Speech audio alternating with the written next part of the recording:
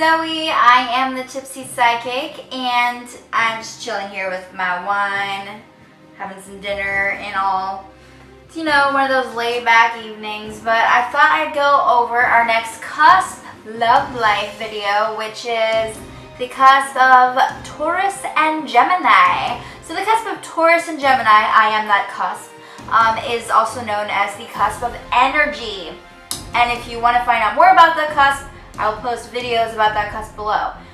And before I get started, I just want to say that you will find out more about this cusp and who it is specifically compatible with, like what signs it goes well with, specifically in another video. But for now, this is kind of the overall summary of, you know, your love life if you are born as a Taurus Gemini cusp. All right, let's get started. So communication is very, very important for a Taurus Gemini cusp. Sometimes you tend to overthink things. You have a very unpredictable personality, and this can seem very exciting to a lot of partners or a lot of potential partners. But it really takes the right partner to fully understand you and understand that about you. And some things just are left as mysteries. No one can really ever figure you fully out. This creates a lot of love triangles and maybe some drama that you don't want in your love life. You know, things become more complicated than they need to be. So you naturally take charge in relationships, but it doesn't mean you don't like to be swept off your feet. You like stability, but you end up dating unstable people a lot of the time. You can be very gullible. Doesn't mean you're not smart, but sometimes you're very naive and you see the best in people. You are a hopeless romantic. You expect people to be more than they are capable of because you are capable of it. But just because you can do it doesn't mean the other person can. So sometimes you have high expectations of other people because you're good at putting yourself in their shoes, but sometimes you expect them to be just as good as you.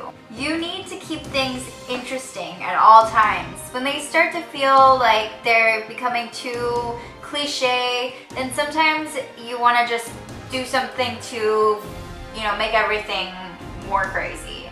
And that's not necessarily something you can even tell, like you're not trying to do it, but it happens naturally because that's what you are. You are earth and air. Taurus, Gemini, you are dust. You're a dust storm, right? And so people have a hard time, you know, you don't want the dust to settle, you want to keep it blowing, you know? So you need a good balance. You really value trust and often have trust issues, but not necessarily because another person has broken your heart, but because you know what you're capable of. Bum, bum, bum. You love loyalty and you are a great friend. You're so good at comforting people because you're very adaptable and you're really good at putting yourself in other people's shoes. Most people can't match you. Like, you are really like the one who goes out of their way for someone. You are into romantic gestures. So when someone shows you the same type of romantic gesture, you're really surprised because you're like, wow, love is possible, you know? Physical attraction is very necessary for you. You need to be physically attracted to someone. You have to be. You read people very well, so you're very good at seeing through people's BS, you know? And you know what it's like to have a broken heart, so you can really be skeptical of love, and it can kind of fuck with your relationships a little bit. You like people who are unique, people who do things their own way, who are eccentric and don't conform, you know? You work well with people who are more laid back, but not passive to you. You need someone to balance out your rational and analytical side, so that you can just let go and have fun and not find yourself being like the organizer. You always have a crush on someone. If you're not with someone, you like someone.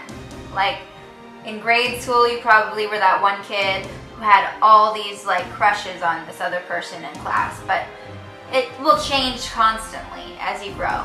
You're not materialistic. I mean, sure, you like beautiful luxuries and deluxe things, but you don't need a lot to be happy, and you really value experiences over like things and gifts. You are the planner in the relationship. You're good at helping your partner out when it comes to research or planning things. And sometimes you have a hard time because you're way better at it than your partner is, so you wish they were more creative about it, but it all depends on who you're matched with, which we'll go into with another video. You need to date someone who has patience, because impatience is kind of your thing. You lack patience. You need someone who goes along with your adventurous side. You need a partner in crime, someone who is your teammate forever. You have a very strong inner child and you have to let that go free. So you can't date people who make you feel more like an adult, more grown up. Be very charming. You know how to charm the hell out of someone. You do need a certain amount of attention in a relationship. You're very independent, yes, very self-sufficient. Sometimes in the beginning you definitely have a lot of trouble asking for help. You date all kinds of people. You definitely don't judge a book by its cover. You judge based on personality. And I'd like to say that most signs are like that, but there are a few that are more, that looks do matter. But for you, it's really like who you can connect with. And it usually doesn't matter how much money a person has. You love trying new things. You're very passionate, very sexual. And you definitely like role play or dirty talk. If you haven't done that, you should try it. You probably would like it in the bedroom because you're much more communicative. You definitely have a lot of energy and endurance. You don't do long distance relationships very well. They never really work out for you. You have to kind of be in your partner's life.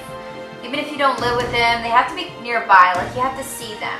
Your impulsiveness and your kind of radical point of view sometimes puts you in tricky situations that cause a lot more drama than you'd like, but you don't really mean for it to happen. You really need to work on staying faithful. That is a big problem for a lot of people born on this cusp, is that they are cheaters or they are very drawn to doing promiscuous things while they're dating someone else. So you just have to be careful about that for yourself.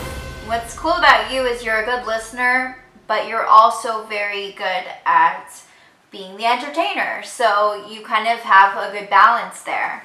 However, one of the biggest flaws I find with the cusp of energy is that they interrupt a lot. I even have this problem, is I just cut people off when they're talking because I get super excited about what they're saying. And that's a bad habit that a lot of people on this cusp have.